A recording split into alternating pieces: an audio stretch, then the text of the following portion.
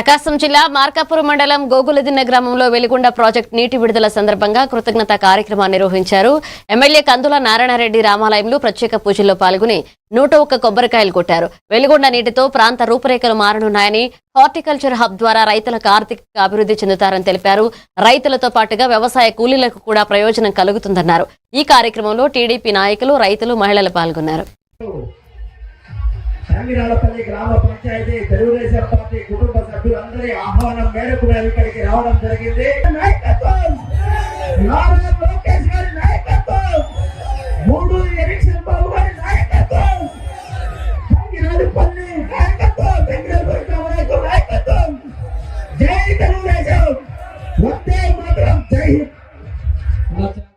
Rally, నిన్న motor cycle rally, ఈ రోజు కోలాటాలు, రేపు గోదావరి, కృష్ణా, పెన్నా నదుల జలాలతో గంగమ్మకు 1101 బిందెలతో అభిషేకము మార్కాపూర్లో నిర్వహించబడతా ఉంది.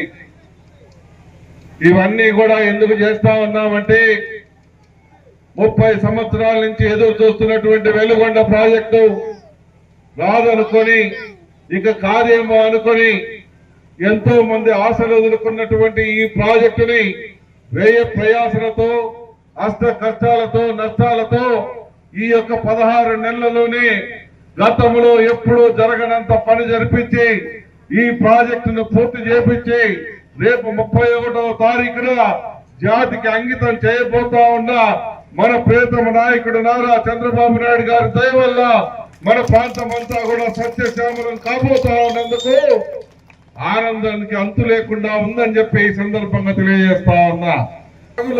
ఇలా గ్రామాలన్నీ, అన్ని గ్రామాల రైతులు ఈ రోజు కోటేశ్వరులు అయ్యారు. నిదానంగా 2-3 సంవత్సరాల్లో మీరు కూడా కోటేశ్వరులు అవుతారు, మిగిలిన గ్రామాల వాళ్ళు కూడా.